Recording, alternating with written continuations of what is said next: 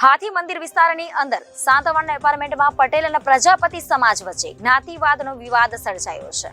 સાંતવાડ એપાર્ટમેન્ટમાં વેચનાર પાર્ટીને ખરીદનાર પાર્ટીએ પહેલા જ પૂછ્યું હતું કે તમે તમારા એપાર્ટમેન્ટના પ્રમુખને જાણ કરો કે ખરીદનાર પાર્ટી પ્રજાપતિ છે, સારા ફેમિલીમાંથી છે.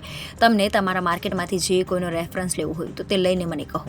કે વેચનાર પાર્ટી ખોડીદાસ પટેલને એપાર્ટમેન્ટના પ્રમુખનો મેસેજ આવ્યો હતો કે પાર્ટી સારી છે, વેચવામાં કોઈ વાંધો નથી તેવા મેસેજ આવ્યા. પછી ખરીદનાર પાર્ટી જીતુભાઈ ઘોડાદરાને વેચનાર પાર્ટીને કહ્યું કે મારી સોસાયટીમાં વાતચીત થઈ ચૂકી છે કે તમને ટોકન આપી દો. ત્યાર પછી જીતુભાઈ ઘોડાદરાએ ખરીદી લીધેલા અને દસ્તાવેજ કરેલા. ત્યારબાદ કુંભઘડો મૂકી રેવા જવા માટે સાફ સફાઈ કરવા માટે ગયેલા તો ત્યાં 30 થી 40 લેડીઝો ઘરમાં ઘૂસીને નાલાયક ગાળો અને ગેરવર્તન કરીને ત્યાંથી સાફ સફાઈ કરવા આવેલા વ્યક્તિને સફાઈ બંધ કરાવીને પાણી અને લાઇટ સપ્લાય બંધ કરીને એવું કહેવામાં આવ્યું હતું કે આ ફક્ત ને ફક્ત પટેલ સમાજને જ રહેવા દેવામાં આવશે, પ્રજાપતિ સમાજના વ્યક્તિને એન્ટ્રી આપવામાં આવશે નહીં તેવું કહીને ખરીદનાર પાર્ટીને એપાર્ટમેન્ટના સભ્યોનો મામલો સિંગણપુર પોલીસ સ્ટેશને પહોંચ્યો હતો.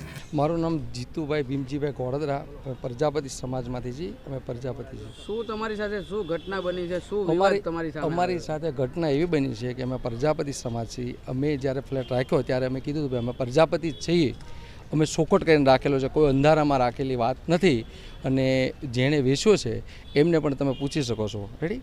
અને મારી પાસે એણે લખાણ પણ આપેલું છે કે ભાઈ પ્રજાપતિ છીએ, એની અમે કંઈ નાદ ફેરવી ન શકીએ. એટલે મેં કીધું અમે આવામાં પડવાલ નથી, છતાંય કે બધું મીટિંગ કરી છે અને કોઈ અમને વાંધો નથી.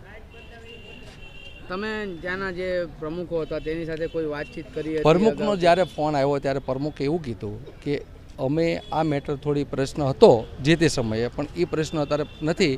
એના ઉપર 22 લાખ રૂપિયા લેણું છે મેન્ટેનન્સ. એટલે મેં કીધું મેન્ટેનન્સ જે હોય એ તમારે જે વેચનાર છે એમની જોડે સમજી લો અને બાકી તમે મને જણાવજો જે હોય તે. રેડી? એવી વાત હતી. મેં કે મારે તો ટાઇટલ ક્લિયર કરી અને જે પણ લેણું હોય, વેરા બિલ છે, લાઇટ બિલ છે, અન્ય જે પણ હોય એ તો સુખવટ જ હોય કે ભાઈ આપણે એ લોકો ભરી દે. બિલ્ડરો સાથે તમે વાત, ત્યાંના જે બાંધકામ બનાવ્યું ત્યાંના બિલ્ડરો હતા તેની સાથે તમે પહેલા વાતચીત કરેલી હતી? મેં વાત કરી જ્યારે અમે સોદો પાડ્યો ત્યારે મેં તેમના દ્વારા શું કહેવામાં આવ્યું તમને? એટલે ત્યારે મેં જ કીધું કે અમે પ્રજાપતિ છીએ. એટલે 1 મહિના પછી એમને બાનું લીધું છે મિટિંગો કરીને. અને આજે કોઈ વાત કરે તો એનો કોઈ મિનિંગ લેસ છે, સમજો તમે. અને પછી અમે જ્યારે ગયા ત્યારે એ લોકોએ અમારું અપમાન કર્યું બધું. છતાં અમે એને કીધું ભાઈ તમે શાંતિ રાખો, હજી કાંઈ અમે રહેવા આવી ગયા નથી. આના ઘણા ઉકેલ થાય. કોઈ પણ પ્રશ્ન હોય એનું સોલ્યુશન ન હોય એવું બનતું નથી.